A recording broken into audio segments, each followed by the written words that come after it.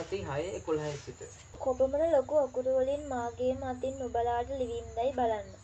මාංසාකාරයෙන් උතුම්ව පෙනෙන්ට කැමති සියල්ලෝ චර්මච්ඡේදය ලබන්නට නුඹලාට බල කරති. එසේ කරන්නේ ක්‍රිස්තුස් වහන්සේගේ කුරුසිය ගැන පීඩා නොලබන පිණිස පමණක්ය. මක්නිසාද චර්මච්ඡේදය ලබන්නෝ පවා ව්‍යවස්ථාව නොපවත්වති.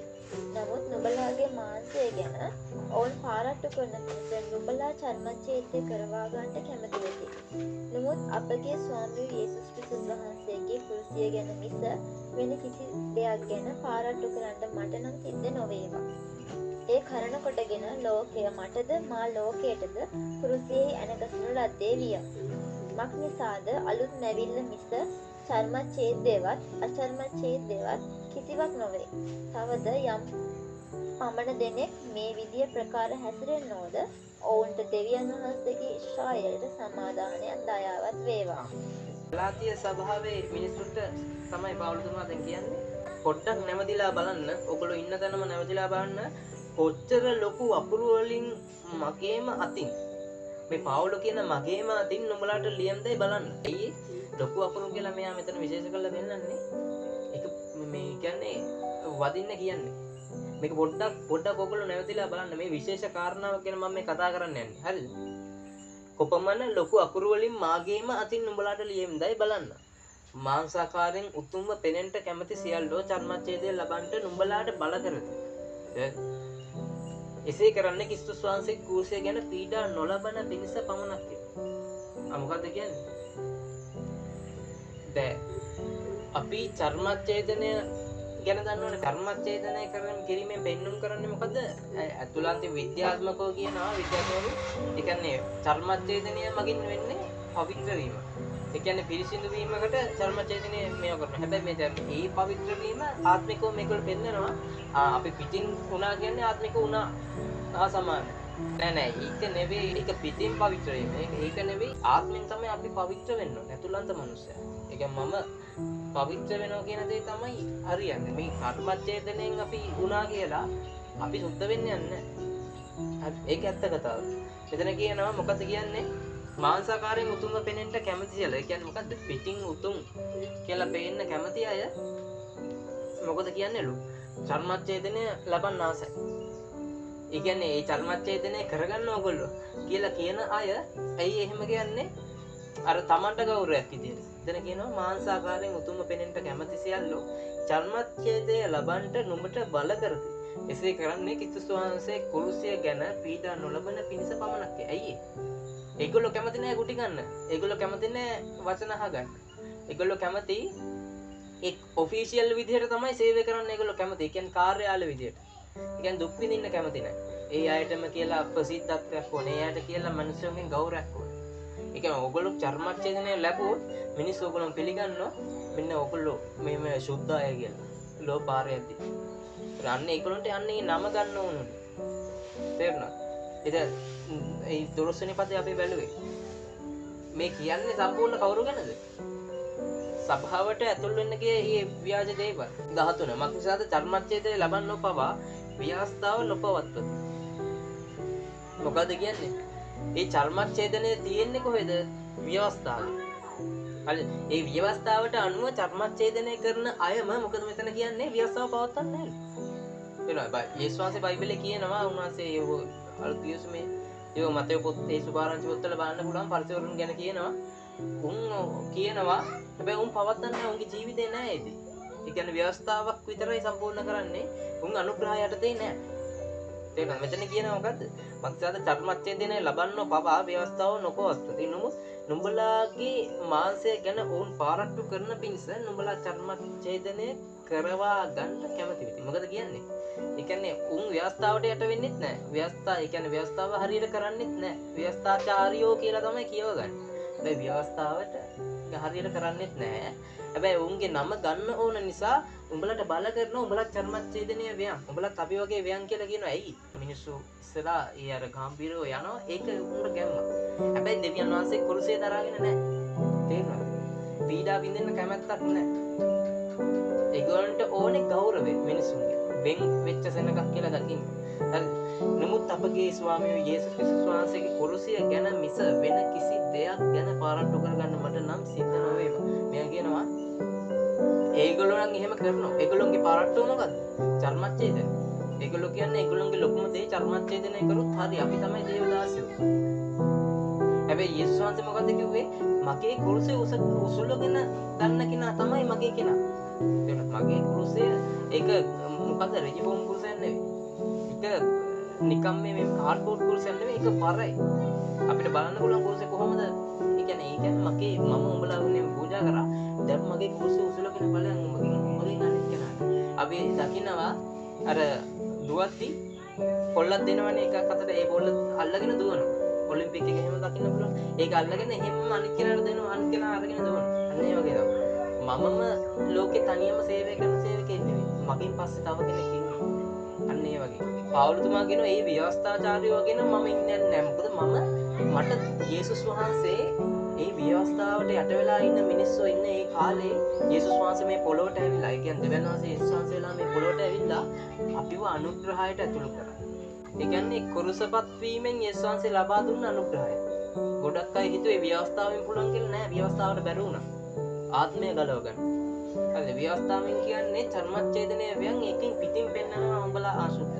එහෙම නෙවෙයි. අනුග්‍රහයෙන් මොකද කරේ? ආත්මය ඇත්තටම ගැලවුවා.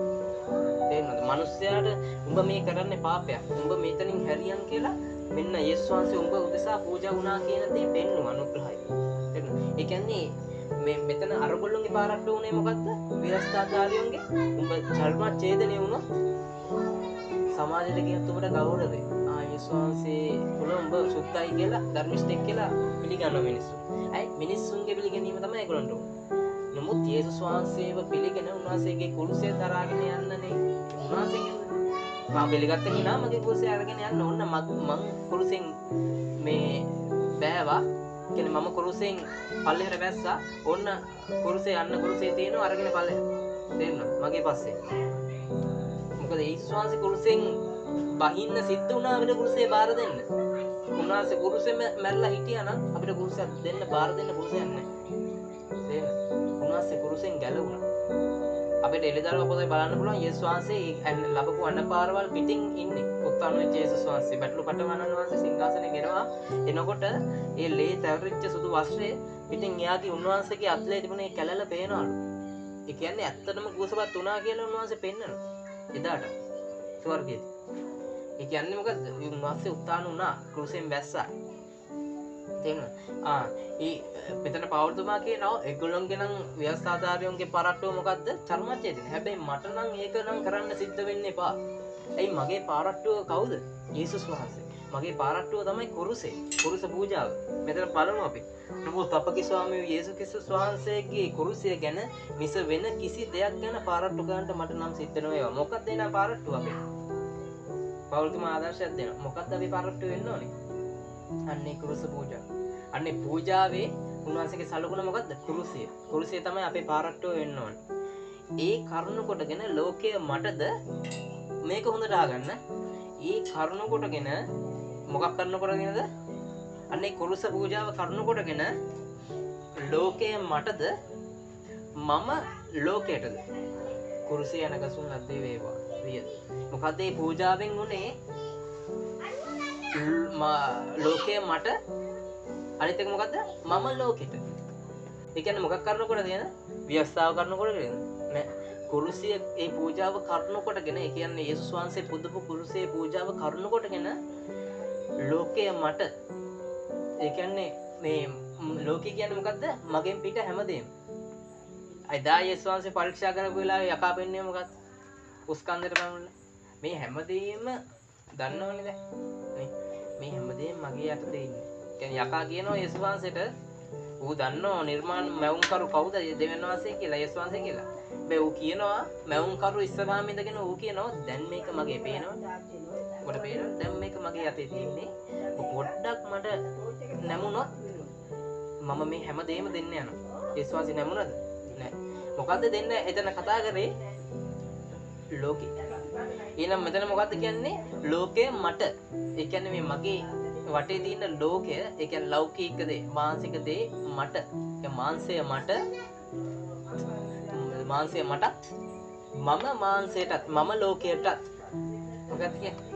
ලෝකය මටත් මම ලෝකෙටත්.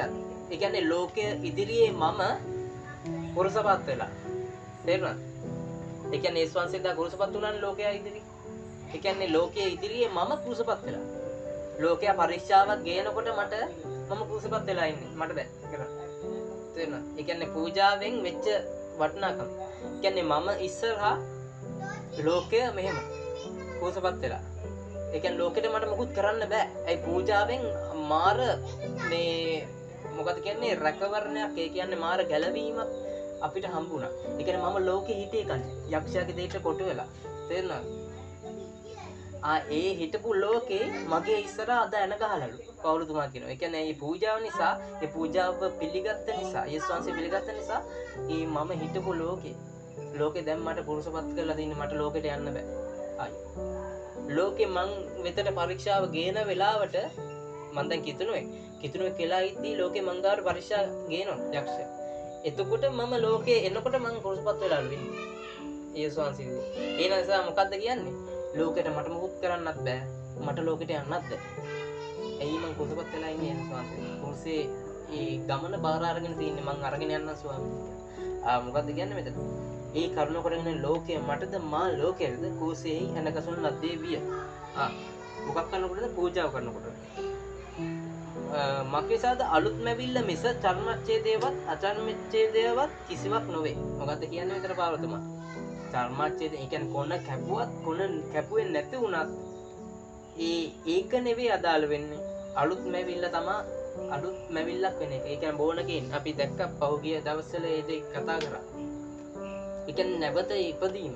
මලව් ආත්මය යේසුස් වහන්සේ වැඩි කල පණ ලබනවා. ඒක අසුද්ධාත්මය වහන්සේ ආපු ගමන් ඒ ආත්මය පණ ලබනවා. අන්න ඒ ගැන තමයි මෙතන මේ පවුලුතුමා කියන්නේ මොකද්ද?